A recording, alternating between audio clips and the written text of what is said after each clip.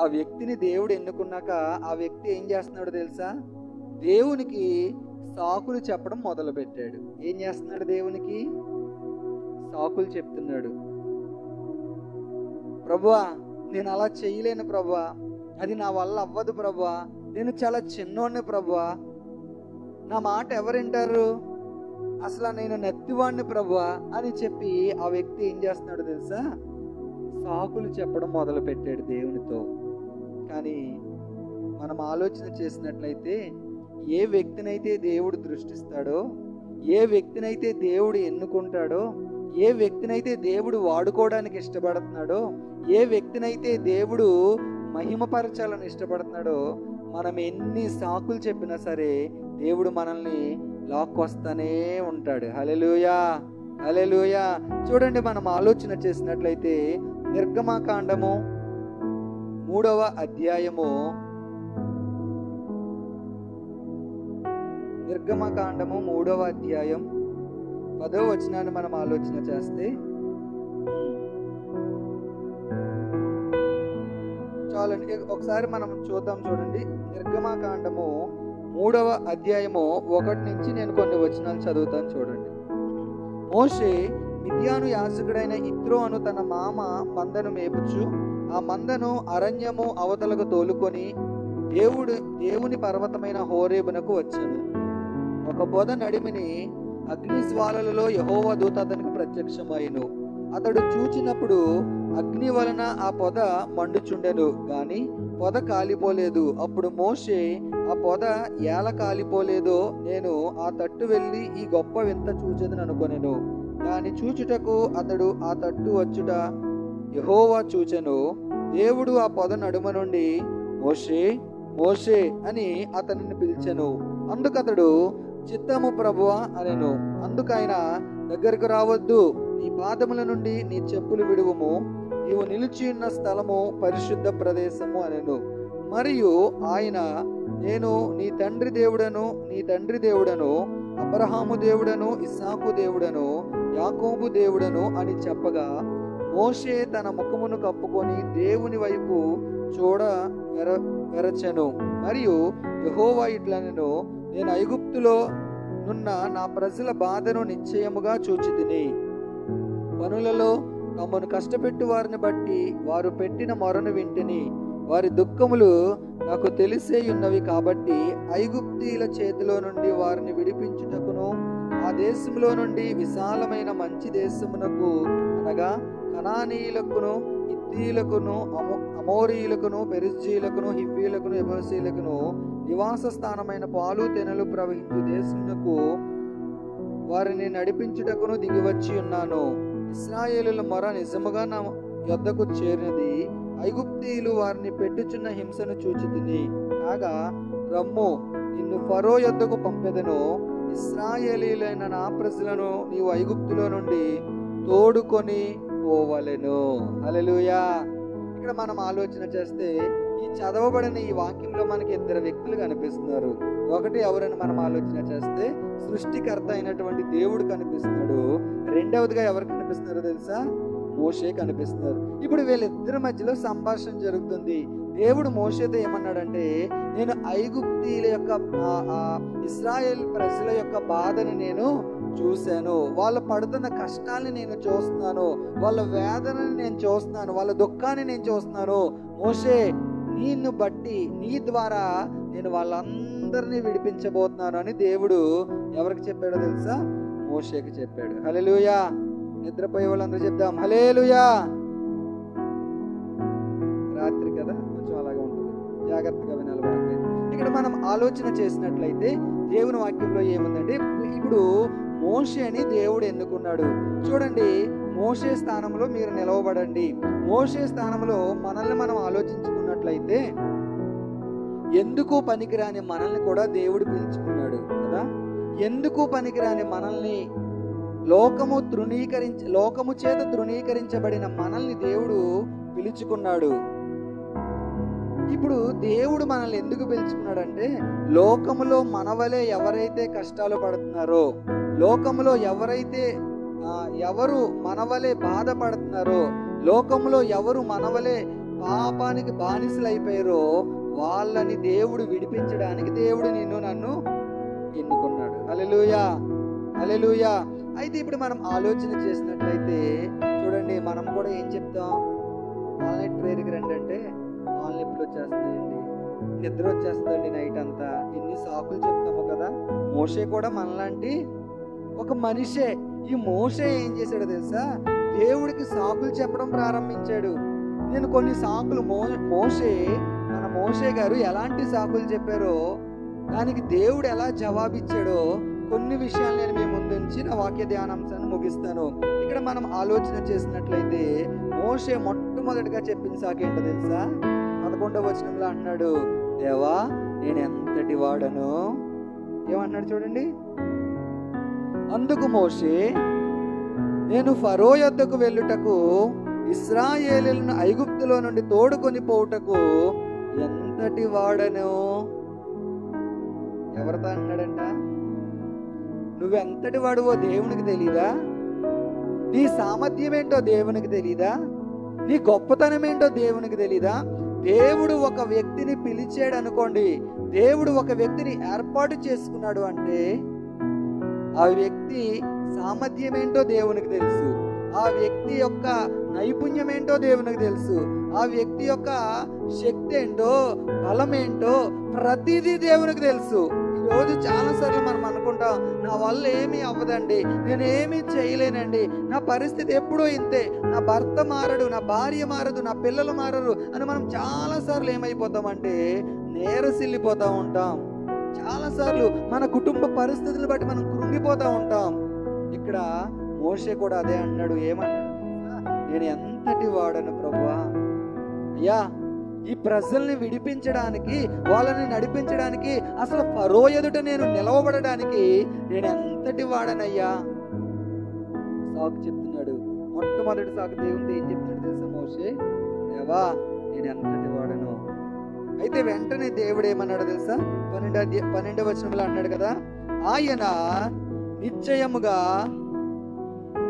చాలు. మోషే ఏమంటున్నాడు? మోషే ఏమన్నాడు చెప్పండి ఒకసారి? దేవా నేను ఎంతటి వాడనయ్యా అంటే దేవుడు ఏమన్నాడు తెలుసా? వెంటనే నేను నీకు తోడై ఉంటాను. హల్లెలూయా. ఈ రాత్రికాల సమయంలో ఏ సమస్యలతో నువ్వు దేవుని సన్నిధికి వచ్చావో, ఈ రాత్రికాల సమయంలో ఎలాంటి వేదనతో, భారంతో నువ్వు దేవుని సన్నిధికి వచ్చావో, ఇంకా ఈ పరిస్థితి నేను దాటలేకపోతున్నాను, ఈ కష్టాన్ని నేను అధిగమించలేకపోతున్నాను, ఈ వేదన నేను తట్టుకోలేకపోతున్నాను అని నువ్వు ఒకవేళ దేవుని సన్నిధికి వచ్చినట్లయితే దేవుడు ఏమన్నాడు తెలుసా? నేను నీకు తోడై ఉంటాను. హల్లెలూయా, హల్లెలూయా. మనుషులు మనతో తోడుగా ఉంటానని చెప్పి ఉండొచ్చు, కానీ వాళ్ళు కొంతవరకు మాత్రమే మనకి తోడుగా ఉంటారు. హల్లెలూయా. కానీ దేవుడు అన్నాడు, ఏమన్నాడు తెలుసా? నేను మీకు తోడై ఉంటాను. హల్లెలూయా. ఇక్కడ మనం ఆలోచన చేసినట్లయితే కనుక మొట్టమొదటి సాకు ఏం చెప్పాడు మోషే?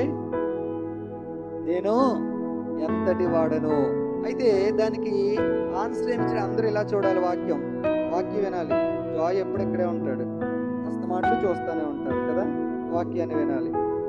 అయితే ఇక్కడ మనం ఆలోచన చేసినట్లయితే మోషేతో దేవుడు ఏమన్నాడు తెలుసా?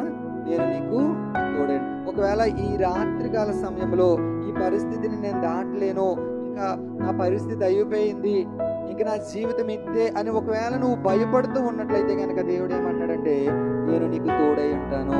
ఎలాంటి పరిస్థితి గుండా నువ్వు వెళ్తున్నా సరే, ఎలాంటి కష్టమైన, రోగమైన, వ్యసనమైన, బాధ అయినా, ఏదైనా సరే నేను నీకు ఏమన్నాడు దేవుడు? తోడై ఉంటాను. హల్లెలూయా. భయపడకు. ఈ రాత్రికాల సమయంలో భయపడవలసిన అవసరం లేదు. మోషేతో దేవుడు చెప్తున్న మాట ఈరోజు నీతో నాతో చెప్తున్నాడు, నేను మీకు తోడై ఉంటాను. హల్లెలూయా. రెండవదిగా మనం ఆలోచన చేస్తే మరలా సాకు ఏం చెప్తున్నాడు తెలుసా? 13వ వచనం చదవండి. మోషే చిత్తగించుము, నేను ఇశ్రాయేలీయుల వద్దకు వెళ్ళి వారిని చూచి మీ పితరుల దేవుడు మీ వద్దకు నన్ను పంపినని వారితో చెప్పగా ఆయన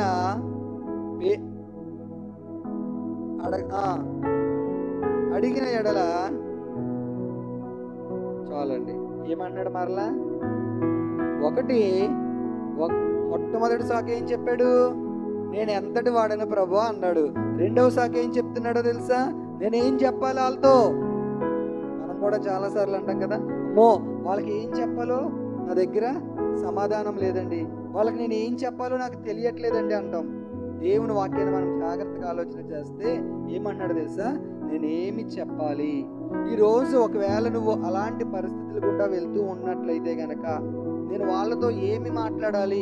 లేదంటే అధికారుల ముందు నేను నిలవబడినప్పుడు, అధికారులు ఎదుట నేను నిలవబడినప్పుడు నేనేం మాట్లాడాలి?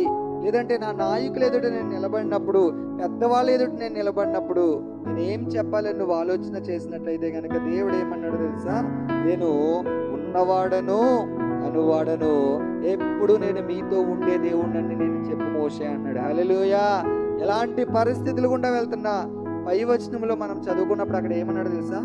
అసలు దేవుడు మోషేని ఎన్నుకోవడానికి గల కారణం ఏంటో తెలుసా? ఇశ్రాయేలు ప్రజలు పడుతున్న బాధనని, వేదనని ఎవరు చూశారంట? చెప్పండి, ఎవరు చూశారు? ఈరోజు చాలా సార్లు మనం అనుకుంటాం, మన ఇంటిలో మన గదిలో కార్చే కన్నీరు ఎవ్వరూ చూడట్లేదని మనం అనుకుంటాం. రహస్యంగా దేవుని సన్నిధిలో కార్చే కన్నీరు ఎవ్వరూ చూడట్లేదని మనం అనుకుంటాం. కానీ దేవుడు ఏం చెప్తున్నాడో తెలుసా? నీ కన్నీటిని నేను చూస్తున్నాను, నేను నీకు తోడై ఉంటాను. హల్లెలూయా, హల్లెలూయా. ఇక్కడ మనం ఆలోచన చేసినట్లయితే రెండవ శాఖ ఏంటి? నేనేం చెప్పాలి? మొట్టమొదటి శాఖ ఏమని చెప్పాను? నేను ఎంతటి వాడును. రెండవ శాఖ ఏమన్నాడు మోషే? నేను ఏం చెప్పాలి? మూడవ శాఖ మనం ఆలోచన చేస్తే 4వ అధ్యాయము 1వ వచనాన్ని మనం చదివితే, అందుకు మోషే చిత్తగించుము, వారు నన్ను నమ్మరు. మోషే ఎవరికి చెప్తున్నాడు? దేవుడితో చెప్తున్నాడు. అసలు మోషేకి ఎందుకండి ఇవన్నీ? నోరు మూసుకుని వెళ్ళొచ్చు కదా. చాలాసార్లు మనం ఏమంటాం పిల్లల్ని? నోరు మూసుకుని చెప్పింది చెయ్యి అంటాం కదా. ఇక్కడ మనం ఆలోచన చేసినట్లయితే మోషేకి ఎందుకు ఇవన్నీ? పంపినవాడు ఆయన చూసుకుంటాడు కదా. కానీ ఇప్పుడు మోషే ఆలోచన ఏంటో తెలుసా? ఎలాగైనా సరే దేవుడి దగ్గర నుంచి ఎస్కేప్ అయిపోవాలి. చెప్పండి, మోషే ఆలోచన ఎలాగైనా సరే దేవుడి దగ్గర నుంచి ఏమైపోవాలి? ఎస్కేప్ అయిపోవాలి. ఇప్పుడు చూడండి, మోకరించండి ప్రార్థన చేద్దాం అనగానే ఎంతమంది ఎస్కేప్ అయిపోతారు కదా. చాలా మంది ఆ ప్రార్థన కోసం వెయిట్ చేస్తారు. ఎందుకంటే ఎస్కేప్ అయిపోవడం కోసం. అయ్యో, మన కోసం సేవకులు ఈ సమయాన్ని వెచ్చించారు కదా, మన కోసం చక్కగా ఈ ప్రార్థన కూడిక ఏర్పాటు చేశారు కదా, ఈ రాత్రి అంతా దేవుని సన్నిధిలో గడుపుదాం. నో, అలాంటి ఆలోచన. ఎప్పుడు ఎస్కేప్ అయిపోదామా అని చూస్తాం మనం కదా. దేవుని వాక్యాన్ని మనం ఆలోచన చేస్తే మోషే కూడా ఎలాంటి ఆలోచన కలిగినాడు తెలుసా? ఎలాగైనా సరే దేవుని చేతిలోంచి నేను తప్పించేసుకోవాలి. హల్లెలూయా, హల్లెలూయా. ఇక్కడ మనం ఆలోచన చేస్తే గనక ఏమంటున్నాడండి? 3వ శాఖ ఏం చెప్తున్నారు? మోషే, వారు నన్ను నమ్మరు. అయితే దానికి దేవుడు ఏం చెప్పాడో తెలుసా? 3వ వచనం, 4వ అధ్యాయం 3వ వచనాన్ని మనం చదివితే,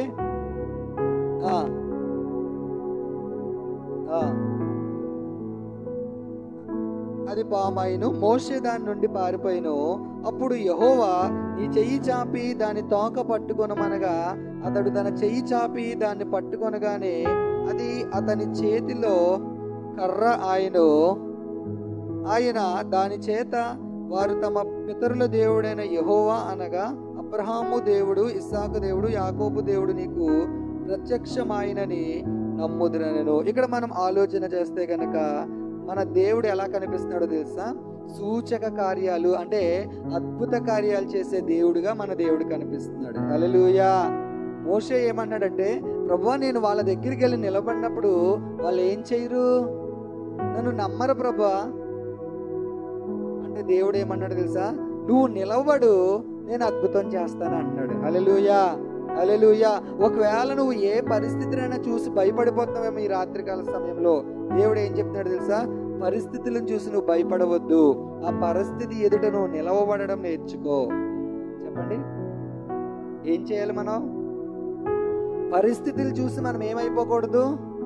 బెదిరిపోకూడదు, భయపడిపోకూడదు, కృంగిపోకూడదు, నేరసిల్లిపోకూడదు. మరి మనం ఏం చేయాలి అంటే పరిస్థితి ఎదుట నిలవబడడం నేర్చుకోవాలి. మోషే ఎప్పుడైతే నిలవబడ్డాడో, ముందు మోషే ఏమన్నాడు? ప్రభు వాళ్ళు నన్ను నమ్మరు అన్నాడు. కానీ దేవుడు ఏం చేశాడు తెలుసా? మోషే నువ్వు నిలవబడంతే, నేనేం చేస్తాను? అద్భుత కార్యాలు నేను చేస్తానని చెప్పి ఎప్పుడైతే మోషే నిలవబడ్డాడో, మోషే ఏం చేశాడు? దేవుడు ఏం చేశాడు? అద్భుత కార్యాలు చేసినట్లుగా మనం చూస్తున్నాం. మన జీవితంలో కూడా పరిస్థితులు చూసి మనము బెదిరిపోకూడదు. హల్లెలూయా. 4వ సాకు మనం ఆలోచన చేస్తే 4వ అధ్యాయం 10వ వచనంలో ఏమన్నాడు తెలుసా మోషే? అప్పుడు మోషే, ప్రభువా, ఇంతకు మునుపైనను నీవు నీ దాసునితో మాట్లాడినప్పటి నుండి అయినను నేను మాట నేర్పరిని కాను, నేను నోటి మాంద్యము కలవాడను. హల్లెలూయా. ఏం చెప్తున్నాడంటే మళ్ళీ మోషే ఇంకో సాకు చెప్తున్నాడు. అసలు మోషే ఆలోచన ఏంటంటే, ఎందుకు ప్రభు నాకు ఈ తిప్పలు, నన్ను వదిలే, హ్యాపీగా నేను నా పని నేను చేసుకుంటాను అనుకుంటున్నాడు. ఇప్పుడు మోషే ఏమన్నాడు తెలుసా? ఇంకో సాకు ఏం చెప్తున్నాడు తెలుసా? నేను మాట నేర్పరిని కాదు, నోటి మాంద్యము కలవాడను. అంటే ఒక మాటలో చెప్పాలంటే మనందరికి అర్థం అవడానికి మోషే ఎవరో తెలుసా? నత్తివాడు మాట. అంటే ఒక్క మాట మాట్లాడాలంటే 10 నిమిషాలు పడుతుంది మోషేకి. అలాంటి నెత్తివాడు మోషే. అయినప్పటికీ కూడా దేవుడు ఏమన్నాడు తెలుసా? చూడండి 11వ వచనం చదవండి. చూడండి ఏమంటాడండి? మానవునకు నోరిచ్చిన వాడెవడు? మోగవానినే గాని, చెవిటివానినే గాని, దృష్టి గలవానినే గాని, గుడ్డివానినే గాని పుట్టించిన వాడెవడు? యెహోవానైన నేనే గదా. కాబట్టి వెళ్ళుము, నేను నీ నోటికి తోడయుండి నీవు ఏమి పలకవలసినది నీకు బోధించదనని. ఎవరికి తోడుగా ఉంటాడంటే దేవుడు? నీ నోటికి నేను తోడుగా ఉండి ఏమన్నాడో తెలుసా? నువ్వు ఏం మాట్లాడాలో నేను నీ నోటికి నేను ఏం చేస్తాను? సహాయం చేస్తాను. నువ్వు ఏం మాట్లాడాలో, కొన్నిసార్లు మనం అంటాం కదా, వాళ్ళతో ఏం మాట్లాడాలో నాకు తెలియట్లేదండి. మనము మన అనుదిన జీవితంలో జరిగే మాటలే చెప్తున్నాను, నేనేమి మర్మాలు చెప్పట్లే మీకు. చాలాసార్లు మనం ఏమంటాం? ఏం మాట్లాడాలో తెలియట్లేదండి, నాకు వాళ్ళతో ఎలా మాట్లాడాలో తెలియట్లేదండి అంటాం. దేవుని వాక్యం మనం ఆలోచన చేస్తే మోషే కూడా అదే అంటున్నాడు దేవునితో, ప్రభువా నేను నోటి మాంద్యం గలవాడిని, వాళ్ళతో ఎలా చెప్పాలో తెలియట్లేదు, వాళ్ళతో ఏం మాట్లాడాలో తెలియట్లేదు. వాళ్ళతో ఒకవేళ నేను మాట్లాడలేను అనుకోండి, వాళ్ళు ఏమంటారు? ఒరేయ్ నెత్తుడా కూర్చో కదా. మనం కూడా ఏం చేస్తాం? చాలాసార్లు చాలా మందిని, ఇలాంటి వాళ్ళని మనం ఏం చేస్తామంటే తృణీకరిస్తూ ఉంటాం. ఇక్కడ మనం ఆలోచన చేసినట్లయితే కనుక మోషేని కూడా ఆ ప్రజలందరూ ఏం చేస్తున్నారు? తృణీకరిస్తారేమో అని చెప్పి మోషే ఏమవుతున్నాడో తెలుసా? భయపడుతున్నాడు. అలాంటి భయపడే మోషేతో దేవుడు ఏమన్నాడు తెలుసా? మోషే నేను నీ నోటికి తోడై ఉంటాను. హల్లెలూయా, హల్లెలూయా. ఒకవేళ మనం పరిస్థితిని చూసి భయపడిపోతూ ఉంటే, సమస్యను చూసి భయపడిపోతూ ఉంటే కనుక దేవుడు చెప్తున్నాడు, నేను నీకు తోడుగా ఉంటాను, నీ నోటికి నేను తోడుగా ఉంటాను. నువ్వు ఏం మాట్లాడాలో, నువ్వు ఎలా నడవాలో, నువ్వు ఎలా ప్రవర్తించాలో, నువ్వు ఎలా బ్రతకాలో, నువ్వు ఎలా నీ జీవితాన్ని కట్టుకోవాలో ప్రతి ఆలోచన కూడా నేను మీకు చెప్తాను. దేవుని వాక్యాన్ని మనం ఆలోచన చేస్తే దేవుడు కీర్తన గ్రంథంలో ఏమంటాడంటే, నేను నీకు ఆలోచన చెప్పేదను, నీవు నడవవలసిన మార్గమును నేను నీకు బోధించెదను, తెలియజేసేదను. హల్లెలూయా. మన దేవుడు ఎవరో తెలుసా? మంచి బోధకుడు ఆయన. చెప్పండి, ది బెస్ట్ టీచర్ ఎవరు? మన దేవుడు మంచి బోధకుడు. ఆయనలాగా బోధించేవారు ఈ లోకంలో ఎవ్వరూ లేరు. మన తల్లిదండ్రులు కొంతకాలమే మనకు బోధిస్తారు, మన టీచర్స్ కొంతకాలము వాళ్ళ దగ్గర చదువుకున్నంత కాలమే మనకు బోధిస్తారు. కానీ మన జీవితంలో వచ్చే సమస్యల నుంచి మనం ఎలా బయటపడాలో ఎవరన్నా బోధించే టీచర్స్ ఉన్నారా? చెప్పండి ఒకసారి. ఎక్కడన్నా కాలేజెస్ ఉన్నాయా? అలాంటి కాలేజెస్ ఎక్కడైనా ఉన్నాయా? మన దేవుడు మన జీవితంలో ఎలాగున్నాడు అంటే ఒక మంచి బోధకుడుగా ఉన్నాడు. చాలాసార్లు మనకి దేవుడు ఆలోచన చెప్పే వ్యక్తిగా ఉన్నాడు. చాలాసార్లు దేవుడు మనకి జ్ఞానాన్ని ఇచ్చే వ్యక్తిగా ఉన్నాడు. మనం ఏం చేయాలంటే దేవునికి మోషే వలె సాకులు చెప్పకూడదు. ఏం చేయకూడదు? మోషే వలె మనం ఏం చేయకూడదు? సాకులు చెప్పకూడదు. దేవుడు ఏది చెబితే అది చేయాలి. మనము సువార్తల్లో మనం ఆలోచన చేస్తే మరియా ఒక మాట అంటది కదా, ఆయన మీతో చెప్పునది చేయండి. ఏమంటది? ఆయన మీతో ఏమి చెప్పాడో అది చెయ్యండి. మనం అది చెయ్యం. మనం ఏమంటామంటే, ఎందుకు ప్రభువా అలా ఎందుకు చేయాలి, ఇలా ఎందుకు చేయకూడదు? ఎవరిని క్వశ్చన్ చేస్తాం? దేవుణ్ణి ప్రశ్నలు వేస్తూ ఉంటాం. ఎవరికి ఆలోచనలు చెప్తాం? ఆయన మనకు ఆలోచనలు చెప్పే దేవుడిగా ఉంటే మనం ఏం చేస్తామంటే దేవునికే ఆలోచనలు చెప్తా ఉంటాం, మోషేలాగా. ఇక్కడ మోషేని మనం ఆలోచన చేస్తే మోషే ఏమంటున్నాడో తెలుసా? సాకులు చెప్పడం ప్రారంభించాడు. ఎన్నో సాకు ఇది? 4వ సాకు కదా. 5వ సాకు మనం ఏంటో మనం ఆలోచన చేద్దాం. చూడండి, నిర్గమకాండము 4వ అధ్యాయము 13వ వచనాన్ని మనం చదివితే, అందుకతడు, అయ్యో ప్రభువా, నీవు పంపదలచిన వానిని పంపుమనగా. చూడండి, ఇక్కడ మనం ఆలోచన చేస్తే మోషే ఆలోచన ఏంటంటే, ప్రభువా మరొకరిని ఎవరో చూసుకోవచ్చు కదా నువ్వు. చాలాసార్లు మనం అలాగే అంటాం కదా, నా వల్ల అవదండి ఈ పని, ఎవరో ఒకరిని చూసుకోండి ఈ పనికి. ఇక్కడ మనం ఆలోచన చేస్తే కనుక మోషే ఏమన్నాడు తెలుసా? ఎవరొకరిని పంపు ప్రభువా, నేను వెళ్ళలేను, ఇది నా వల్ల అవ్వదు, ఇది నేను చెయ్యలేను అన్నాడు. ఇక్కడ మనం ఆలోచన చేసినట్లయితే చూడండి, దేవునికి అప్పుడు ఏమొచ్చిందో తెలుసా? కోపం వచ్చింది. నెక్స్ట్ వచనం మనం చదివితే, చదవండి పద. ఆయన మోషే మీద కోపపడి, లేవీయుడగు నీ అన్నయ్యైన అహరోను లేడా? అతడు బాగుగా మాట్లాడగలడని నేను ఎరుగుదును. ఇదిగో అతడు నిన్ను ఎదుర్కొనవచ్చుచున్నాడు. అతడు నిన్ను చూచి తన హృదయమందు సంతోషించును. నీవు అతనితో మాట్లాడి అతని నోటికి మాటలు అందించవలెను. నేను నీ నోటికి అతని నోటికి తోడయుండి మీరు చేయవలసిన దానిని మీకు బోధించదను. హల్లెలూయా. దేవుడు ఏమన్నాడండి? మోషే దేవునితో ఏమన్నాడు తెలుసా? ప్రభువా, నా అన్నున్నాడు కదా అహరోను, మంచిగా మాట్లాడతాడు, చాలా తెలివైనోడు అంటే ఎవరికి సలహా ఇస్తున్నాడు మోషే? మనలాంటోడే మోషే. మనం కూడా చాలా సార్లు దేవునికి సలహాలు ఇస్తాం కదా, ప్రభువా అలా చెయ్యొచ్చు కదా, ప్రభువా ఇలా చెయ్యొచ్చు కదా, ఇలా అయితే బాగుంటదేమో, అలా అయితే బాగుంటదేమో అని మనం ఏం చేస్తాం? చాలా సార్లు దేవునికి సలహాలు ఇస్తూ ఉంటాం. ఇక్కడ మోషే కూడా అదే అన్నాడు, ప్రభువా నేను వెళ్ళను కానీ వేరే వ్యక్తి, మా అన్నను పంపించు కదా ప్రభువా, నాకంటే బాగుంటాడు అహరోను, నాకంటే మంచిగా మాట్లాడతాడు, మంచి మాట నేర్పరి కలిగిన వ్యక్తి అహరోను, కాబట్టి అతను పంపంటే దేవుడు ఏమన్నాడు తెలుసా? అతడు నీ నోటికి మాటలను అందిస్తాడు. చూడండి, మనం చాలా సార్లు అనుకుంటాం, లోకంలో దేవుడు నిన్ను నన్ను ఎందుకు ఎన్నుకున్నాడు తెలుసా? గనులైన వారిని సిగ్గుపరచడానికి ఘనహీనులైన మనల్ని దేవుడు ఎన్నుకున్నాడు. హల్లెలూయా, హల్లెలూయా. లోకంలో నీకంటే గనులు చాలా మంది ఉన్నారు, లోకంలో నీకంటే ఆస్తిపరులు చాలా మంది ఉన్నారు, లోకంలో నీకంటే జ్ఞానవంతులు చాలా మంది ఉన్నారు, లోకంలో నీకంటే డబ్బున్న వాళ్ళు చాలా మంది ఉన్నారు. అయినప్పటికీ కూడా దేవుడు వాళ్ళందరినీ పక్కన పెట్టాడు. దేవుడు నిన్ను ఎందుకు ఎన్నుకున్నాడో తెలుసా? వాళ్ళందరినీ సిగ్గుపరచడానికి. దేవుడు ఎందుకు పనికిరాని నిన్ను నన్ను దేవుడు ఎన్నుకున్నాడు. హల్లెలూయా, హల్లెలూయా. ఇక్కడ మనం ఆలోచన చేసినట్లయితే కనుక 5 సాకులు మోషే చెప్పినట్లుగా మనం చూస్తున్నాం. మొదటి సాకు ఏంటి? నేను ఎంతటి వాడను. రెండవ సాకు ఏంటి? నేనేమి చెప్పవలను. మూడో సాకు ఏంటి? వారు నన్ను నమ్మరు. నాలుగో సాకు ఏంటి? నేను మాట నేర్పరిని కాను. ఐదో సాకు, ప్రభువా నీవు మరొకరిని పంపు.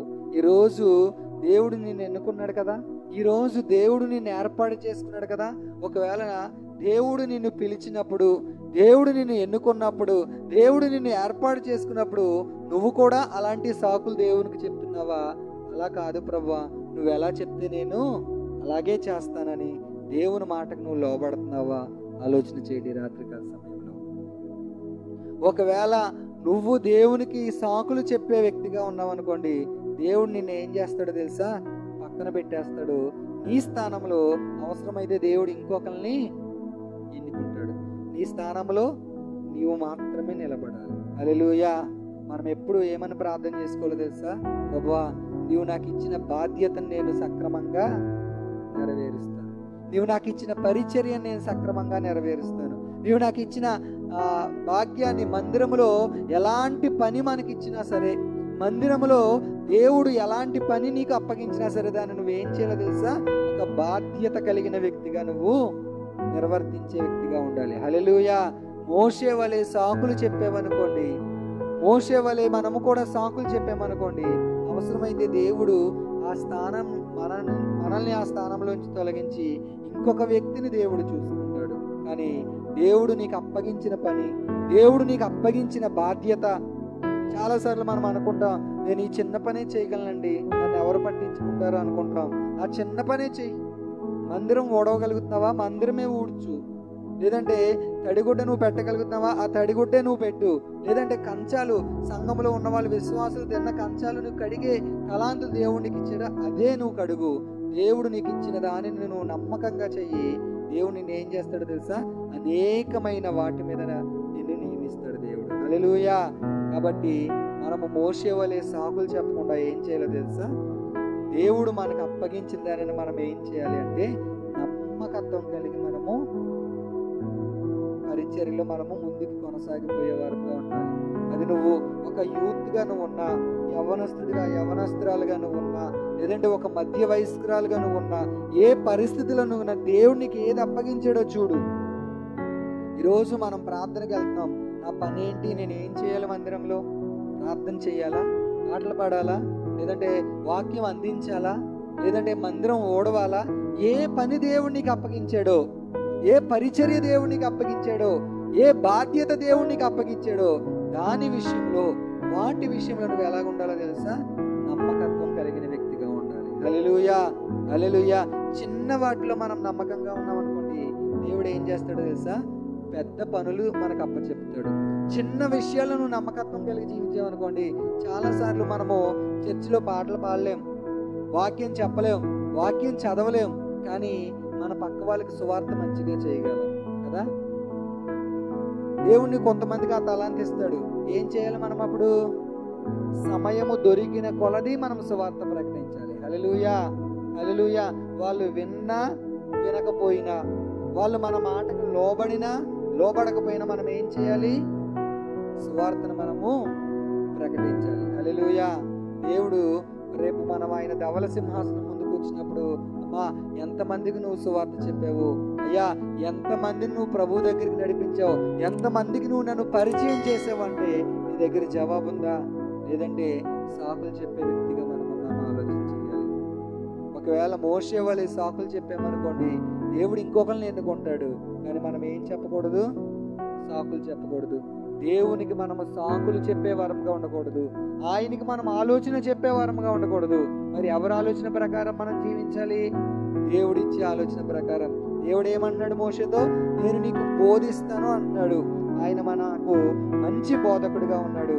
కాబట్టి మన జీవితంలో మనం ఏం చేయాలంటే, ఏ పరిస్థితిలో కూడా దేవునికి మనము సాకులు చెప్పకుండా, దేవుడు మనకు అప్పగించిన దానిని బాధ్యతతో మంచిగా మనము చేసి మన ఆత్మీయతను మనము ముగించుకునే వరంగా ఉండాలి. హల్లెలూయా.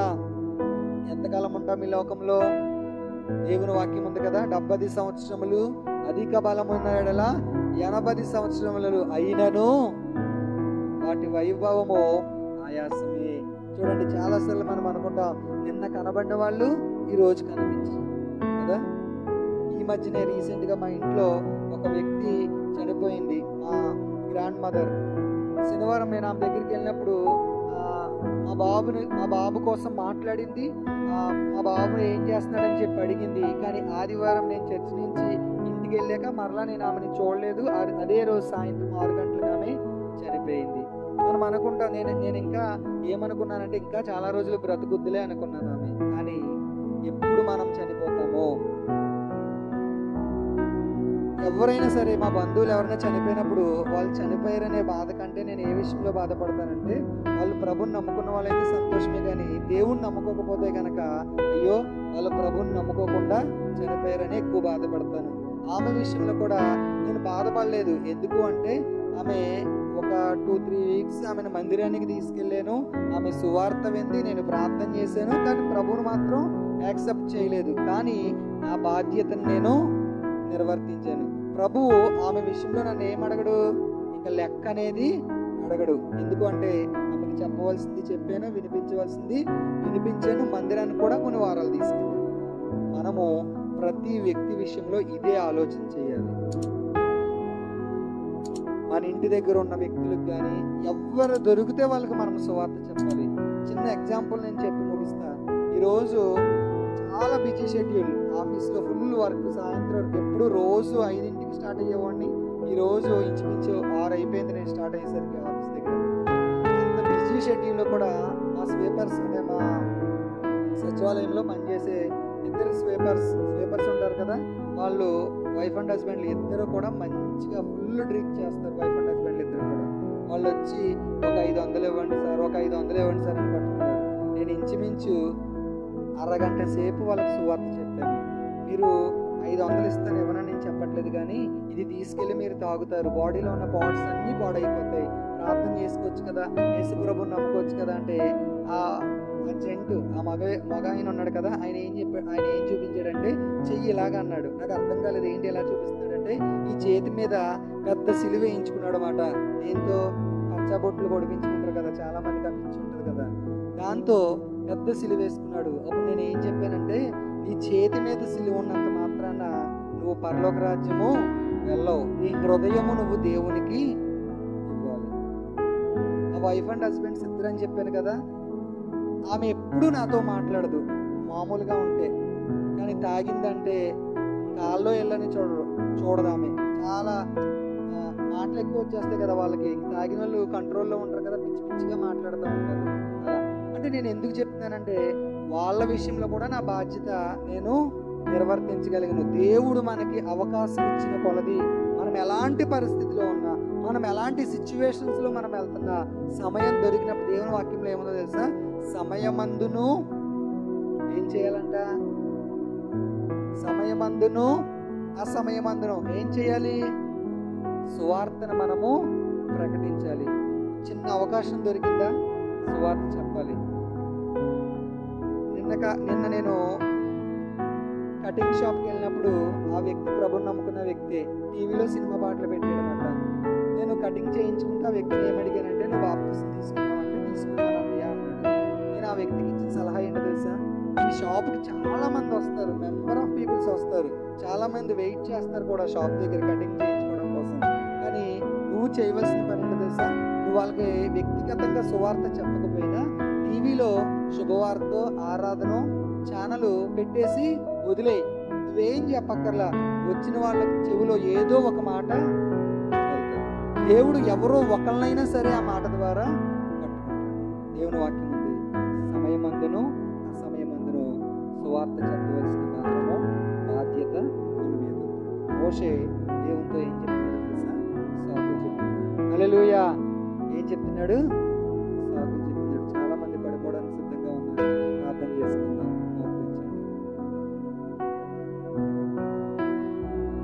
ప్రతి ఒక్కరు మోకరిద్దాం, విన్న వాక్య నిమిత్తం కొద్ది క్షణాలు మోకరిద్దాం.